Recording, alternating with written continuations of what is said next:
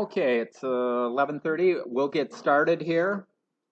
My name is Tom Kreuzer. Today's main topic will be holiday gift ideas. Before we get to the main topic, we'll cover some of the club agenda items first. Future meeting in December, Wednesday, December, we'll be back here in the Caribbean room, and the topic will be how to create, edit, and publish videos by myself. We'll talk about creating videos, some tips, simple edits, editing the start and stop, and some ideas on where you can publish and share your video. We do also have a MaxSig, and the next MaxSig is December 13th in the auditorium. And they usually, if you like food, which I think everybody likes food, they usually have their holiday food meeting that meeting. So everyone's welcome to go to that meeting also. And our officers, Jim Holman in front here is our president. Linda Brown in the back, towards the back there, is our vice president. Paul Ebert, there's Paul over here. He's our membership secretary. Mike Griffin, I don't see Mike. He leads the MaxSig, and he's also our treasurer. Stan Miller, and back cutting the pizza there, he's our secretary. Andrew Petrucci, I don't see Andrew here. He's our communications coordinator, and my name is Tom Kreuzer. I'm a director at large. Members old and new, you can pay your dues to Paul over there. Also a reminder, if you're changing your email, make sure and notify us, because that's how we send out the notices. And we always end up with maybe one a month or one every other month where somebody retires or changes providers, and suddenly we no longer can keep in contact with them. So make sure and let us know so that we can change it so that you get the notices and information. Suggestions for topics, you can email your ideas for topics, talk to any of the board members here. We're always looking for people to volunteer to present. It could be on hardware or software that you use at home or at work. And if you don't want to present, we do have a monthly eBytes newsletter, and you can write a short, meaning a sentence or two, or multi-pages for our monthly newsletter. Our website will publish our meeting slides and handouts. Today's meeting, there is no handout, but I will be publishing the slides and the video. We record the video when possible, and we post that up there also. So if you do miss a meeting or want to go back to one, you can go out to the website and see some of the past meetings. We also have a deals section out there. We have our monthly newsletter, and the link is there, and it's also sent with our notices. Usually what we do at the end of the year is we have our PC Club survey, and that'll be going out very soon, maybe in another week or so. And we'll ask if you could return it by December 21st. It's a long survey, and I appreciate everybody who fills it out, but we use it to make important decisions about the club and what we present, and also it is good information that we use for some of the meetings to show trends and what's going on. So thank you for your participation in the survey, and it'll be out, like I say, in about another week. Any club questions before we go on? Oh. Okay, first I want to thank Stan for the pizza. Stan picked up the pizza. Ed picked up the pop. We've got Jim Beardsley helping, and we've got a bunch of other people that have helped set this up, and I want to thank everybody for helping us out there.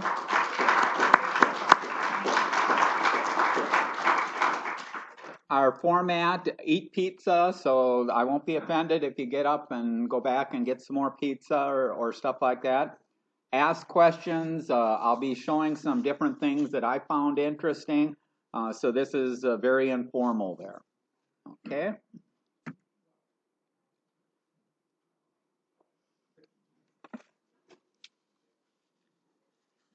I mentioned earlier, out on our club website, we do have a deals page, and on there you'll see some tips and some rebates on getting buying things.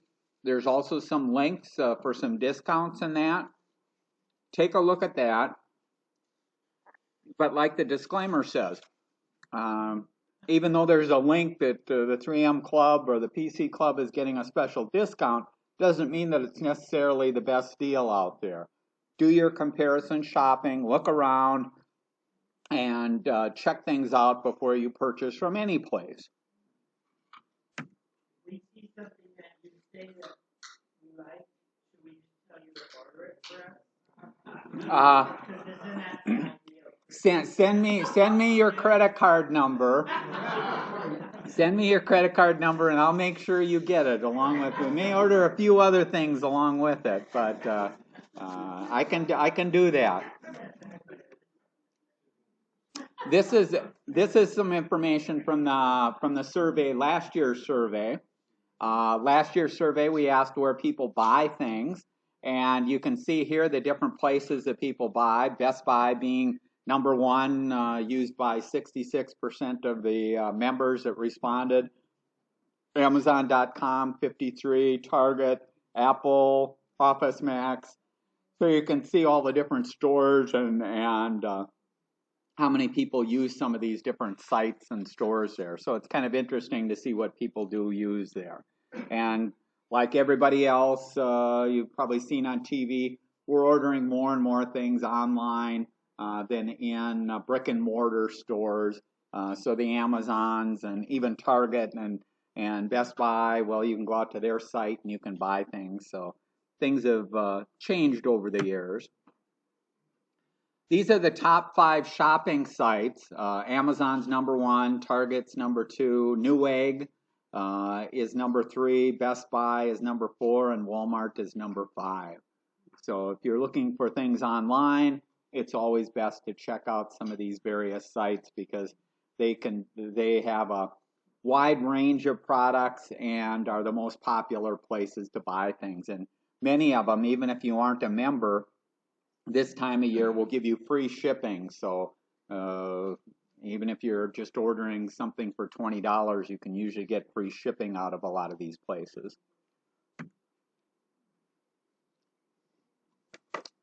Some sales tips. Used to be that you'd have to wait till Black Friday to really get the good deals. But nowadays, almost every day is Black Friday.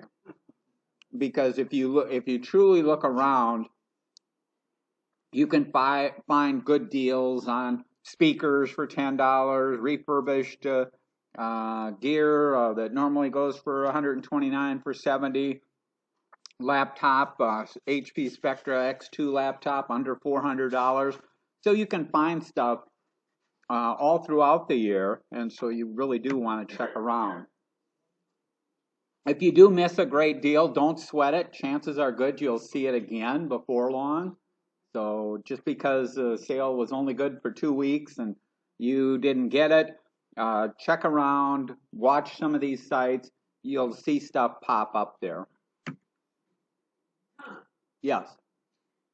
Quick question for a person who's still a dinosaur.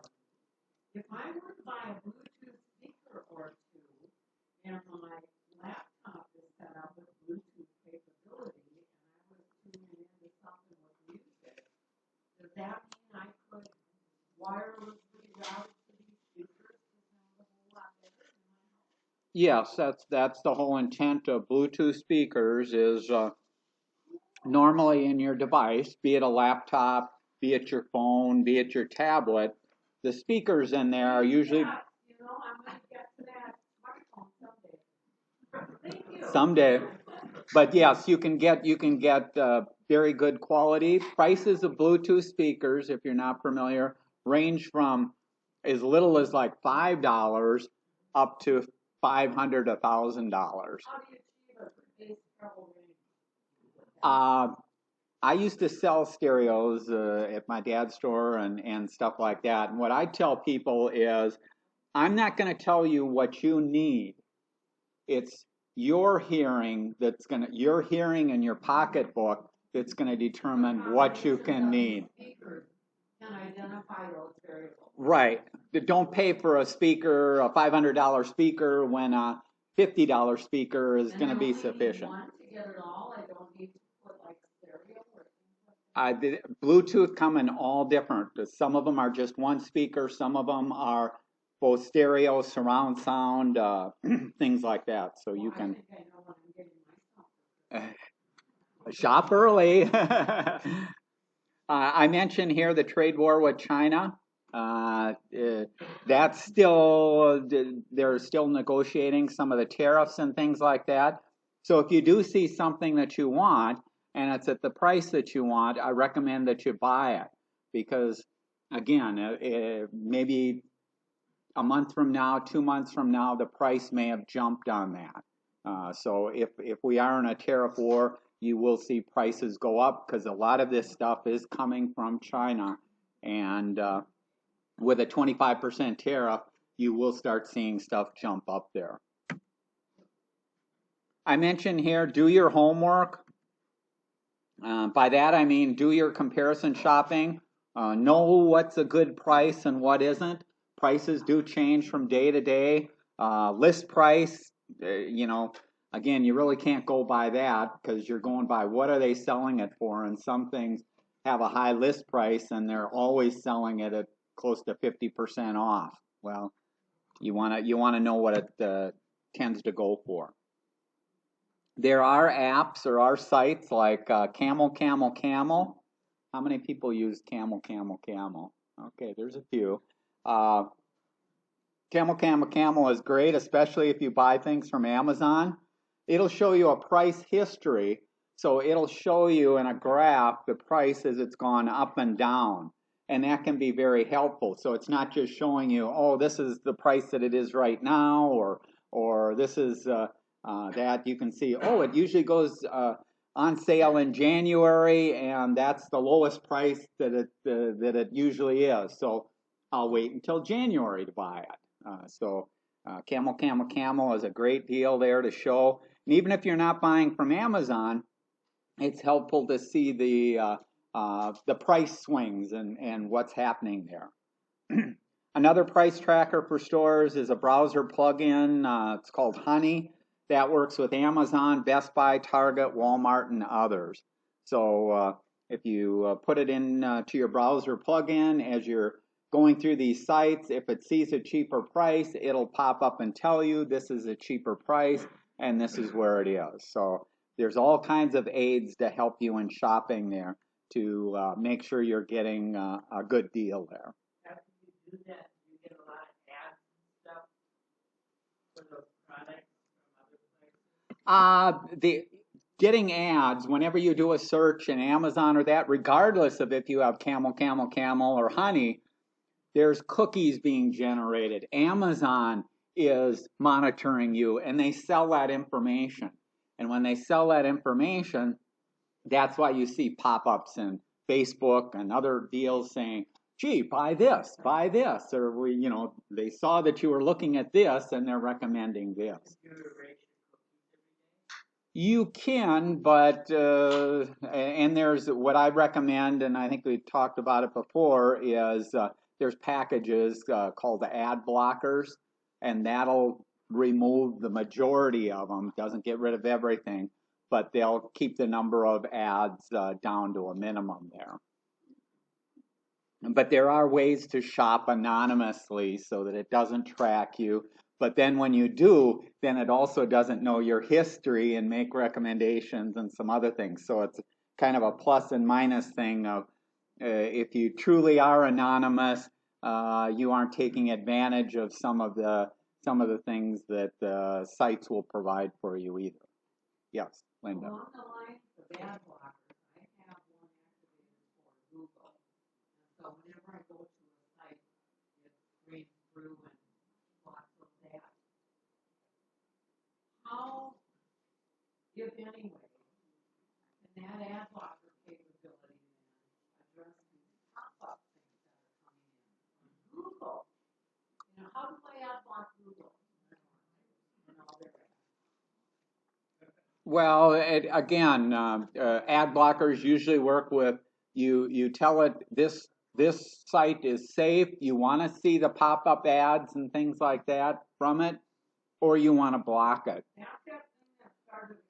So if you've blocked it or given it permission, you're gonna see it anyway.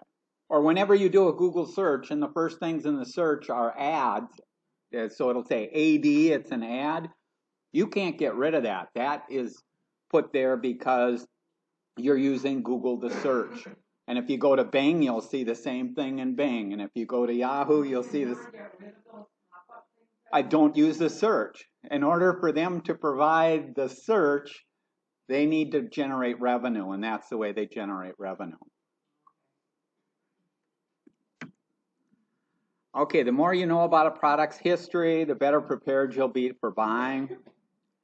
Don't overlook refurbished. So with electronics, frequently you'll see on some of the sites refurbished items. The refurbished items in some cases are actually almost better than the new items because you know that they've been checked out and will work when you get it. Some items have a high failure rate just when you purchase them, and refurbished is going to have a lower failure rate than the original new item. Okay, 11 things to buy Black Friday or Cyber Monday. So, and again, this is this whole period between now and Christmas time. What should you be looking for? Well, you'll see a lot of ads for televisions. Televisions are cheap. And you can get 4K televisions, 70-inch televisions. There's just a whole bunch of them. Low-priced laptops. Don't forget about Chromebooks. And Lowell was just asking me about laptops, and you'll see good deals on laptops, but also Chromebooks are out there. Take a look around. Tablets, Amazon, they always discount their Fire tablets. You'll see iPad deals, and I'll be showing some of these also, so it isn't just this text here. Gift card offers with purchases, and you'll see those at a lot of the big box retailers. Smart speakers have gone from niche gadgets to much must-have gadgets, and those are those assistants, the Alexa, the Google Home, things like that. Headphones and earphones, wireless and others. Fitness trackers, especially after we've eaten all the pizza and it's the new year, we've got to lose the weight that we just put on. Smartphones, big box stores often give gift cards with full purchase prices. DNA testing kits, you can usually get them for half price. Video games and consoles, 2-for-1 deals. Cameras, high-end digital cameras, point and shoot, GoPros, Blu-ray, DVDs. I know most people are streaming now on that, but there's a lot of people that like to physically have the Blu-ray disc, and you can pick some of those up for just a few dollars. Okay, now we'll go through some of these. These are some items that I found. This is from CNET. They had a list of best gifts under $25.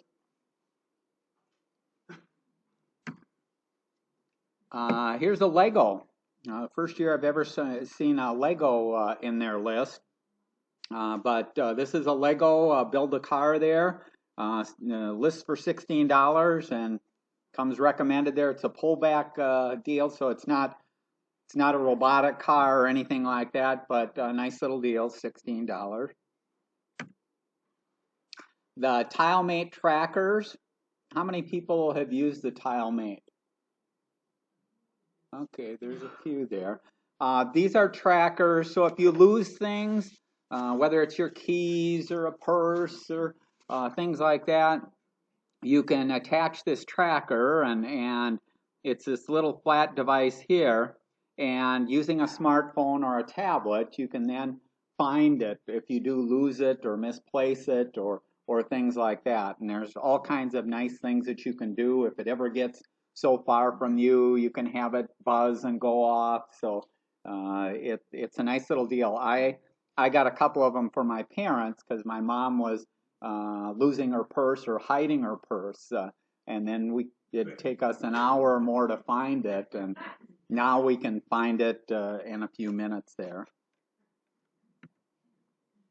Bluetooth speaker. This is a small little Sony. It's not a big one. You're not going to get the best sound in the world, but for $23, it's a nice little speaker, a good battery life, good sound quality there. Thumb drives. Certainly the prices have come down. If you're moving stuff from one machine to another, or you're using the thumb drives to back up, which is kind of nice. You can use it as a backup storage device because they're getting bigger and bigger. 128 gigabytes in this particular case for $25. So prices have really come down there.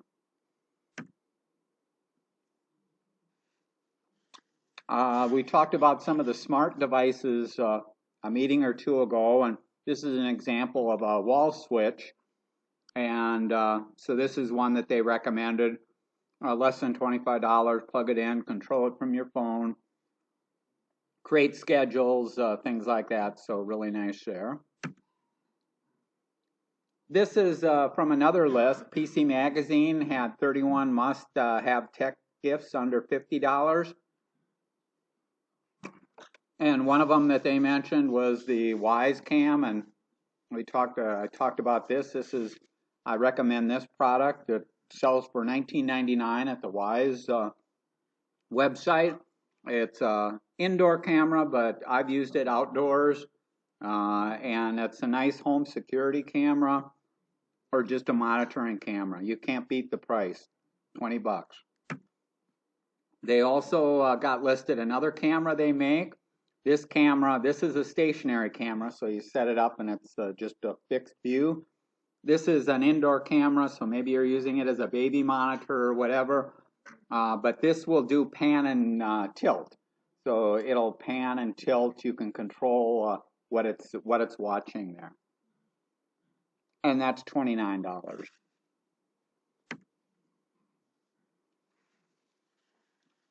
This is the Amazon Fire TV stick.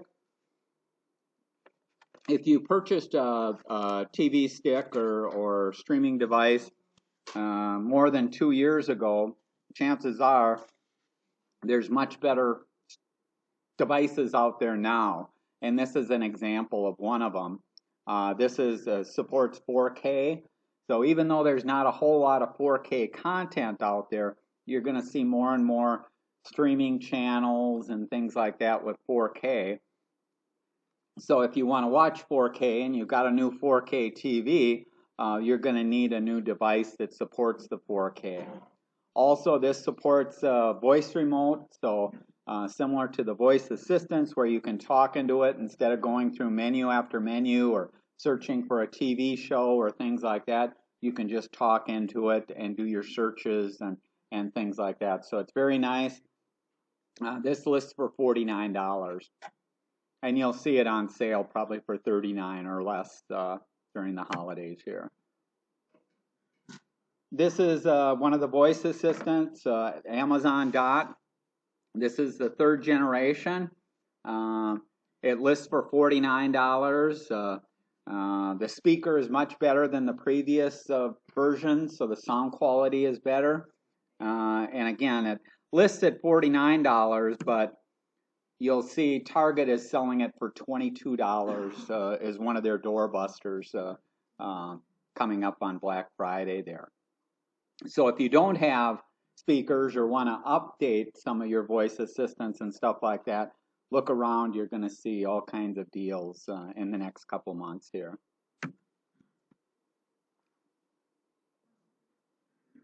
This is the Amazon Fire tablet. So if you don't have a tablet or you want to buy another tablet for the wife or some of the kids there, here's a 7-inch tablet for less than $50. And again, this is a list price. You'll see this maybe $10 to $20 lower as we get closer to Black Friday there. So if you don't have a tablet, buy a tablet because they're getting so cheap and You can do so much with them. If you have a tablet and you want to use your tablet more like a laptop, these are a nice addition here. This is a Bluetooth keyboard. So instead of trying to kind of hunt and peck to type on their tablet, you can use a regular keyboard as your input device. That'll work with your smartphones or any of your tablets there, Android, iOS, it'll work with any of them there.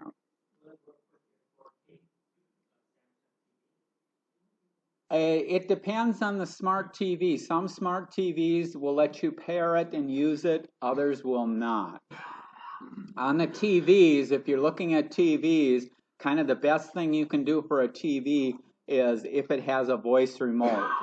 And if it doesn't have a voice remote, then you may just want to buy something like the Amazon Fire that has a voice remote and the capability. Because if you know, typing or trying to do stuff on a TV when you're doing one character and moving it back and forth is painful. This is another one. This gets into the smart devices. Scale that'll keep track of your weight and your BMI and stuff like that, and update everything. Again, lists for $45 there. If you've got kids or just the kid inside you, if you want to play with electronics and building computers, if you're not familiar with the Raspberry Pi, this is just a little circuit board about this big, and you can build a computer with it.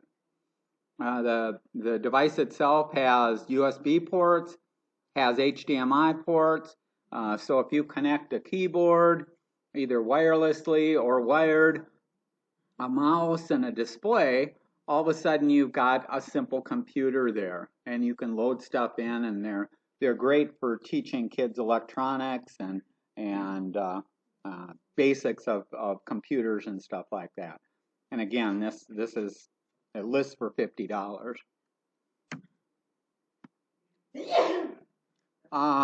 This is the PC Magazine list for items under $100. This is a Galaxy Fit. So this is a fitness tracker there that'll also do your heart rate and track that, and that's for $97. So you don't necessarily need an Apple Watch. Apple Watch certainly has some very nice features, but you won't find an Apple Watch for $100.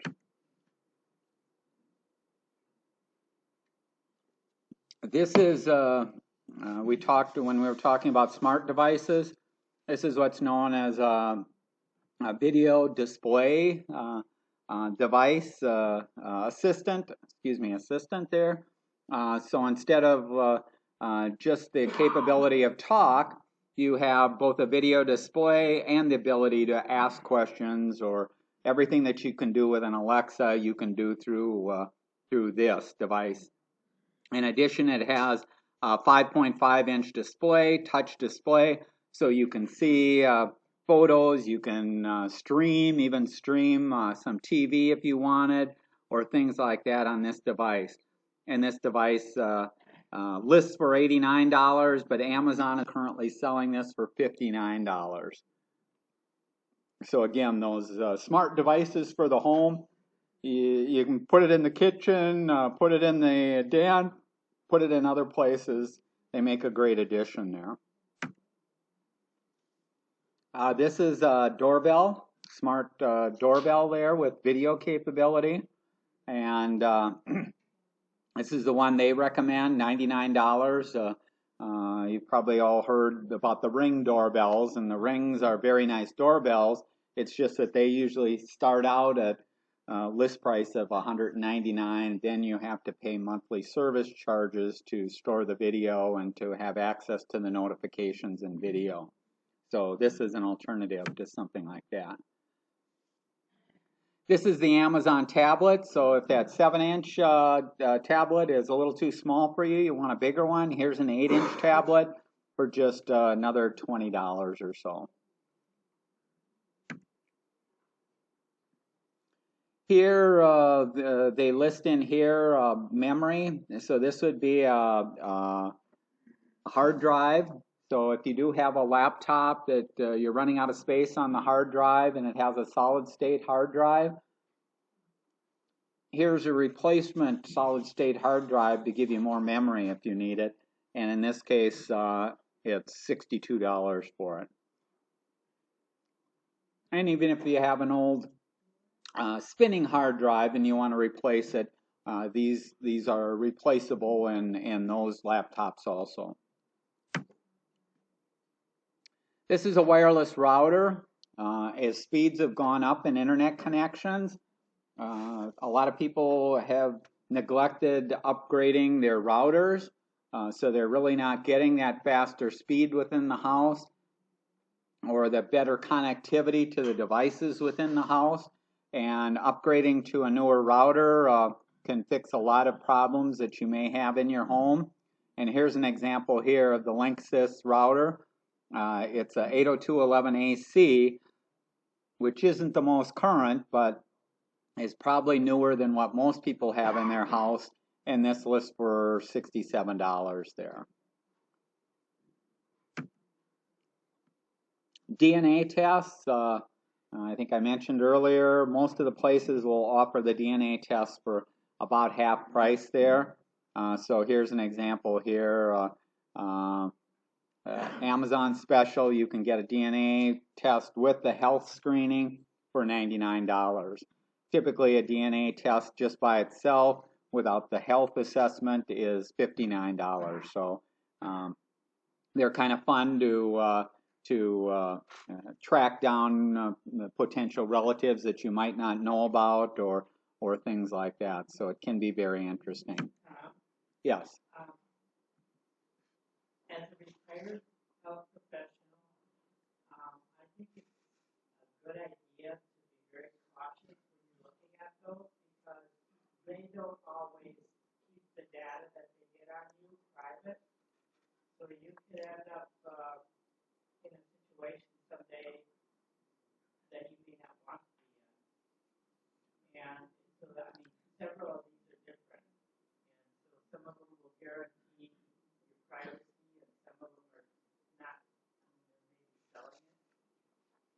So, yeah, privacy of the data can be one thing. What I thought that you were going to maybe talk about too is with the health assessments, it isn't necessarily the best thing because just because you're predisposed to a certain condition doesn't mean that you're going to come down with it. And so but insurance companies someday are able to access that. They may choose your rate based on whatever. I mean, it's something to think about. it can be a slippery slope there. There are some nice things out there too, though. It's the Genome Project and stuff like that, where it'll start tying things together, whether it's relatives, whether it's predispositions, things like that. So it's like you said, it could be used against you, but most of the uses right now are for good. Will it come back? That's a hard thing to say there. Certainly there's mass murderers that haven't been too happy with their relatives sending in DNA, and that I don't have a problem with, but some of these others, if insurance or things like that is trying to do things, but as our society is moving more towards health services and that's less likely to happen because, again, it's the health insurance for everyone kind of a thing. But yes, there are some concerns. VPN service, if you do use your laptop or devices and you use public Wi-Fi, getting a VPN can protect you, give you a lot more protection. So here they list $3.49. Well, you're typically buying a year subscription for $40 or whatever, and then that would give you VPN protection there. But if you do VPN, you want to go with a reputable service, because there are some disreputable places that are maybe harvesting your data and doing bad things to you rather than protecting you. So you do have to be aware of some of those things. Yeah. The annoying pop-in ad that keeps seeing stuff for why I absolutely need this VPN service. Can you tell me what VPN stands for, please? VPN stands for Virtual Private Network. All it means is that if I had it installed on my PC here, whenever I use this PC and I talk to anything on the internet or to another server or another website, it gets encrypted as it gets passed along, and some of the ability to trace it back can be hidden, so it can protect you from certain things. But if you're using a public Wi-Fi, the best protection there is somebody can't be looking at the sites that you're going out to and seeing what you type in on the keyboard. Whereas if I'm at a public Wi-Fi and you're there, and I could see exactly what sites you're going out to and what you're typing in. So this is a service similar to a subscription to Norton or right. It's a or something like that. Right. Do you think over time this is just going to become standard in the industry if we continue to deal? Personally, I don't use VPN. I don't use it. I watch what I do on public networks. The applications that I use protect me, give me enough protection.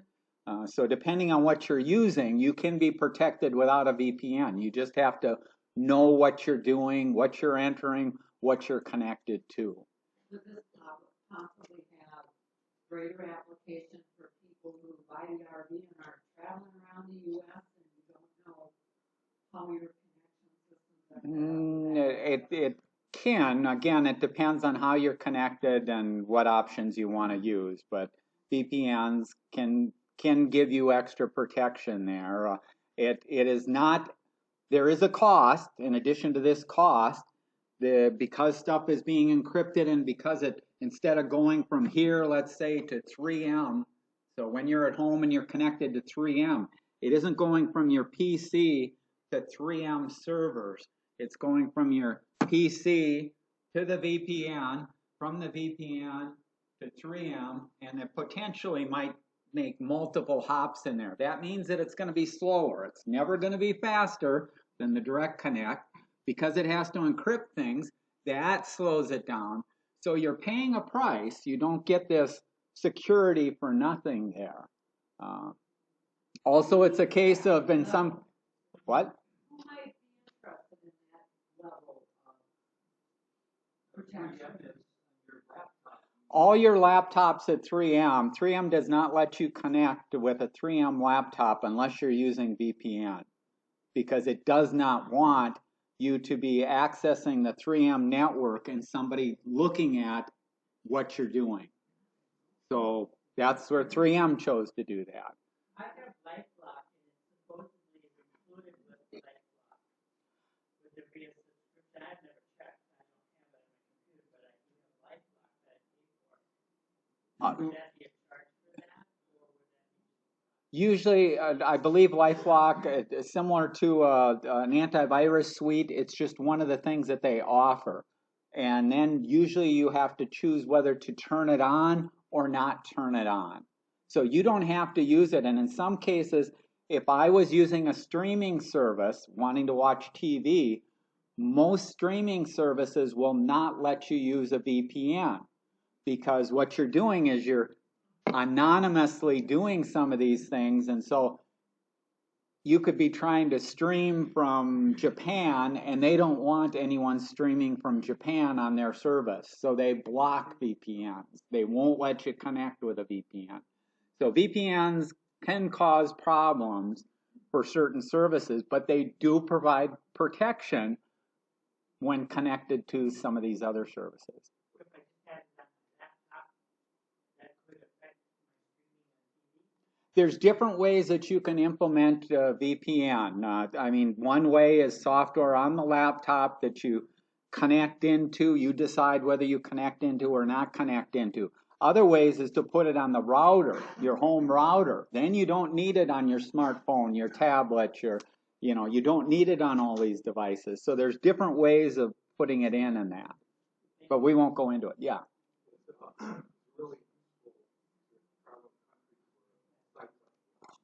Yes. Yeah, it can be very useful. I'll repeat it for the video. It can be very useful in countries where there are known security problems and stuff like that too. So, and again, whenever you use any network, you should be aware of the potential of somebody hacking into it, especially if you're at a coffee shop that has no protection at all. Just assume that somebody is watching everything that you do. And some of the stuff most of the stuff I don't care about. So if somebody wants to see what I do out on Facebook, I don't care. But if I'm trying to do a bank or something there, I care. You're using your hotspot. That would probably be just what is this? A hotspot is going to be more secure because a hotspot is when you're in a public a coffee shop with unencrypted data, your connection to the Wi-Fi, you can potentially it's just as if somebody is watching, sitting behind you and watching everything that you're doing. Just assume that. Okay, we're going to move on. We've talked. The security is complicated in that, and maybe we'll have to address it again there. This is a special. Amazon just came out with a number of specials. This one I found rather interesting. I'm debating whether I want to try it or not. It's called the Chamberlain MyQ Smart Garage Hub, and they're selling it for $30. Originally, when this came out, it sold for $130.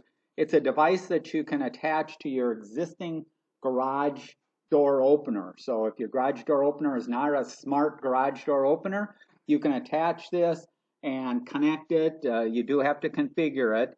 And I didn't see a list of all the garage door openers that it works with, but it's supposed to work with many of them.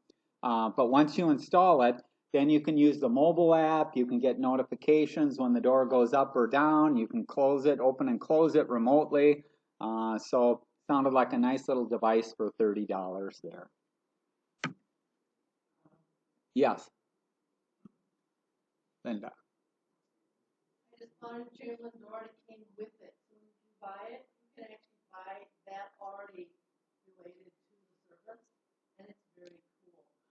They'll tell you how long it was closed and if it had been tampered with. And I had to call the police 3 times and with 1 arrest. But it does work, and I also put one of my cameras out in the garage for the visual. Yeah, so they are nice and that and like I say, I didn't look to see exactly which garage doors because it doesn't physically connect to anything in your garage. It I think simulates the pressing of the garage door opener and things like that, but it keeps track of one of it's a little sensor so it knows whether the door is open or closed. And then you're going to get notifications and things like that. Is this standalone or is there a monthly fee? No monthly fee, $30. That's it. And like Linda said, if you're buying a new garage door opener, most of the new garage door openers now have built-in automation capability. So this is more for the older openers or stuff like that, where you can add this in. Yes. Amazon uses this or something like that to deliver packages right into your garage. This can be used for that. Yes. So if you have this installed, what he's talking about is if you want the packages delivered into your garage, you give them permission, and this will open the garage door for them, send you a notification that it has been opened, and that your delivery is there. So it can be very nice for Amazon packages. Yes. Yes. Just one caveat, because I've got a newer garage door opener, and it has the mic built into it. The person said, if you're a little bit far away from your router, connectivity is an issue. Sometimes it works, and sometimes it doesn't. Yeah, that can be an issue there. I'll repeat that. Chuck had mentioned garages, if they aren't close or your router isn't good in a good place, you're going to have a weak signal to the garage, in which case you could have a problem where it can be spotty, whether it can connect or not connect. But certainly some of that can be fixed with extenders, mesh systems, a better router, or a higher up, moving the router higher up to get. Yeah. yeah, or move there. Oh, okay, we'll go on here. Also, you have refurbished Kindle Paperwhites, $80. You're saving close to $90 off of what they regularly sell for. So, and we've talked before in the past about the Kindles. If you like reading books on your tablet, buy yourself a Kindle, because reading it off of a regular tablet is too much of an eye strain and a problem and stuff like that. These the batteries last much longer. They're easier to read if at night and low light and things like that. Less eye strain, just better overall. Here I show the Target Black Friday ad, and so this I talked about the dot here for $22. There's the Google display there, $49. You're saving $40. The Alexa, better quality speaker and stuff like that, $59. But you can see some of the nice deals that you have here. Here's even the iPad, and if you've actually, I did. Most people know that I don't like Apple. Well, I've always had an Apple iPad, so that's the one device that I have had. And actually, the last one I bought from Target for $249. I'm willing to pay that. I'm not going to pay $600 for an iPad, but $249 for an iPad, 10.2 inch, is a good price there. And yeah, let's click on this. So this ad is currently out there, the Target ad. I think it's 30-some pages. You can go through. Again, all kinds of devices, all kinds of stuff. Some are the doorbusters, but a lot of them aren't doorbusters, which means that you could order them online and have it shipped to you free of charge. So save yourself the inconvenience. If all you want is a few items, go online, purchase it. Some of the items can actually be purchased right now. So again, take a look out there. All kinds of stuff on sale there. Costco. This is a list I saw from Costco of their best holiday saving items. Fitbit Charge 3, $89, so you're saving $50. Bose noise canceling headphones, saving $30. DSLR camera, save $100. Again, the TVs, 65-inch 4K TV for $399. So there's a 70-inch for $599. Speakers, boom boxes, security cameras. This is the Samsung Galaxy tablet. There for $199. Ring doorbell, $129 with 1 year of cloud storage there. 32-inch LG monitor for $119. 13-app MacBook Air, and a Dell. This is a high-end Dell i7 for $1,200. So almost every place is having a sale. You just have to see what's out there, what's available. Yeah, it's a mesh. I've talked before about some of the home systems. Read the reviews because some of the mesh systems and some of the repeaters will actually slow down your whole home network because they're getting in the way more than they're helping. So before you immediately jump to some of these things, check out your home, and we've talked about how you can check the signal strength and things like that with your smartphone. There's apps, you can check that out, and then you can experiment with trying to get your router in a more central location, get it up as high as possible. So I think I mentioned before, I put mine in a closet in the center of my house, and it's almost in the attic. So it's almost up as high as it can go. And that gives me full coverage with one router to inside and outside my house. So, if you can, do some of those things to improve it. If currently your router is sitting underneath a desk or next to a metal file cabinet, it's getting blocked and you're not going to get a real good signal because it's getting blocked. And the more walls in between it and the more obstructions, you're going to have problems with home network. Okay, yes. This is a question, I guess, for everybody about your 401k. You guys get a notice a couple weeks ago or so telling you that your 401k is not insured.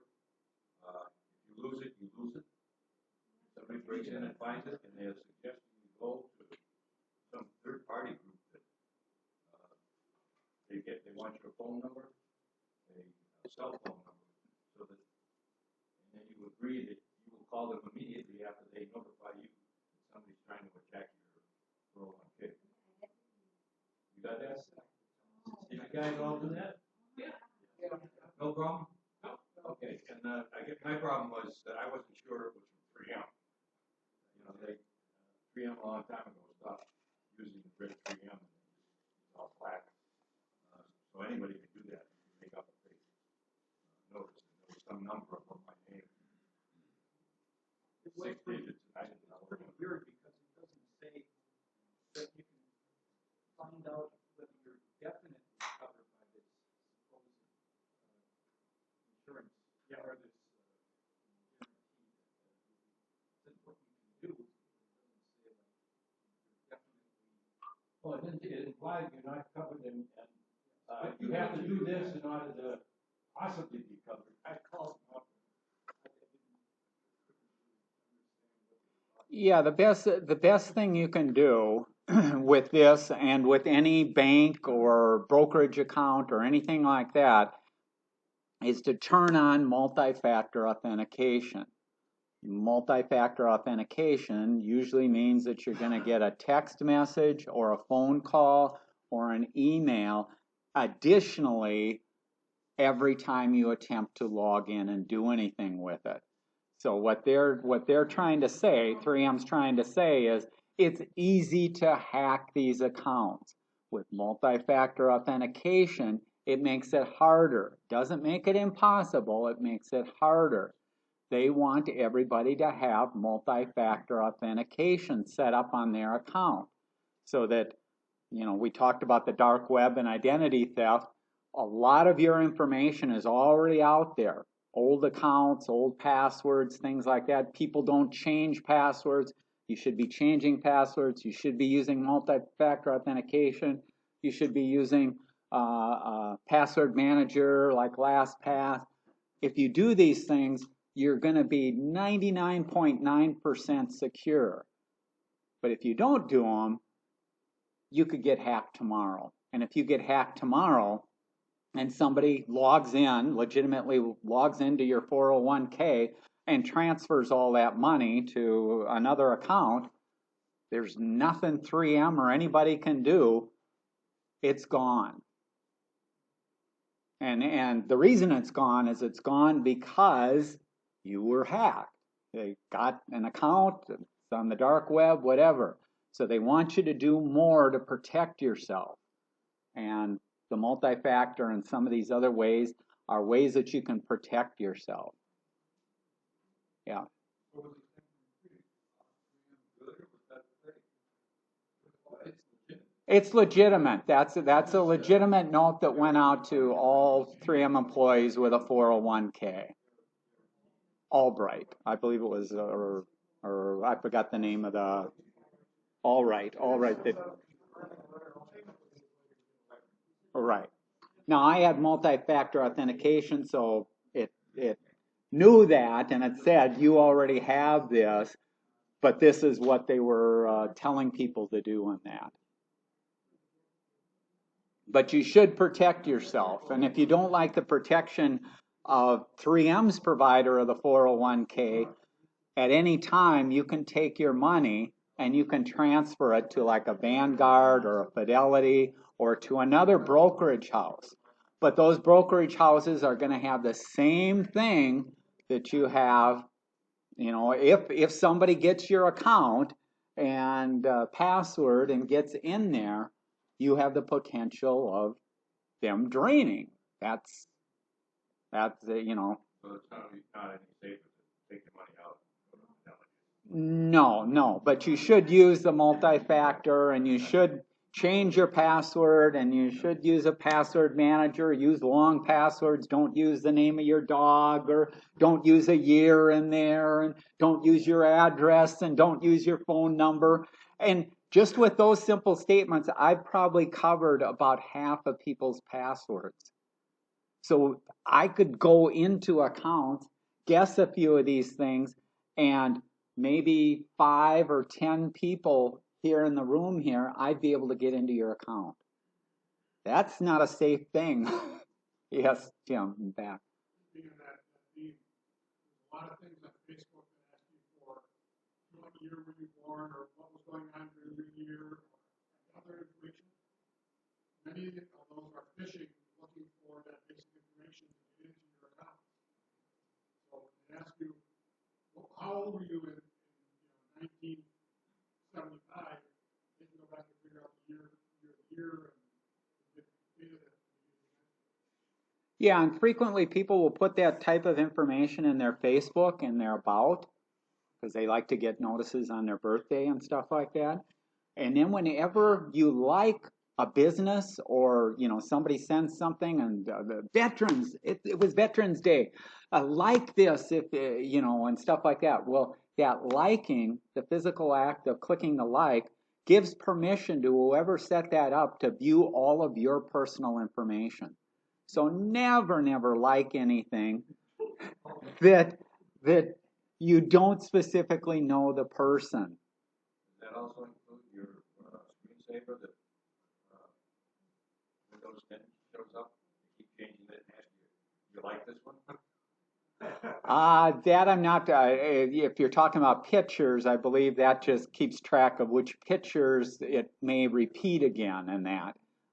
But when you're at a site like Facebook or even Instagram or Twitter or things like that, you have to understand how some of these things work. And some of these things work is sharing information, and the way that they get access to information is by getting people to like things and to click on things, and then that's giving permission to some of your other information. Now, Jim's right in terms of birthdays. You could put your different year in there, but for everybody in here, it would probably take me about less than a half hour. I could get 90+% of your birthdays by using a public site. There's public sites out there to do searches. I can put in a name. If I have a telephone number, that's even easier. I can use a telephone number. I can get your birthday. I can get your spouse. I can get your children. I can get your neighbors. I can get addresses. I can get, in some cases, previous addresses where you've been. So there's a site like, it's called My Life. Well, My Life has put together a lot of information from a lot of different sites, and it's free for most of the information out there. And it'll have accurately most of the information about you. And again, anybody could use that. Now, if somebody got mine, would they be able to get into my 401k? Hell no. Because there's no information on there that is going to get them in there. Now, some people will try and, hackers will try and use that information to reset an account or call up a bank and try and do things. But banks are getting smarter and smarter about resetting and checking, and they'll send stuff out by mail and things like that. So you're a little safer there. But you have to be careful in today's society with what information you give up. But there's a ton of information about you that's already out there, and you're never going to be able to get back.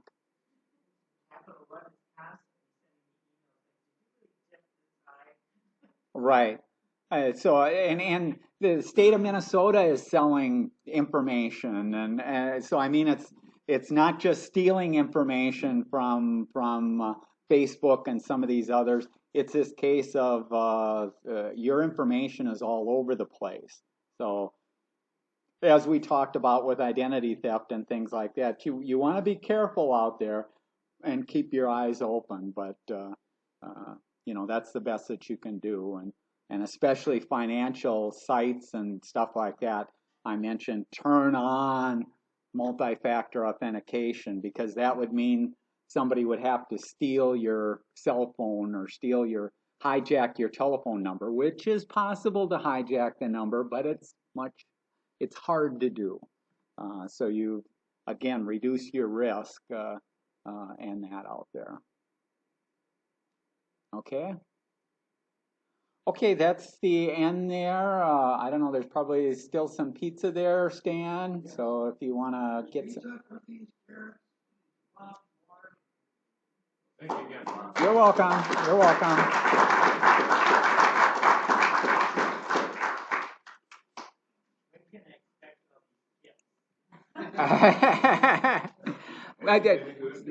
Send me that credit card number.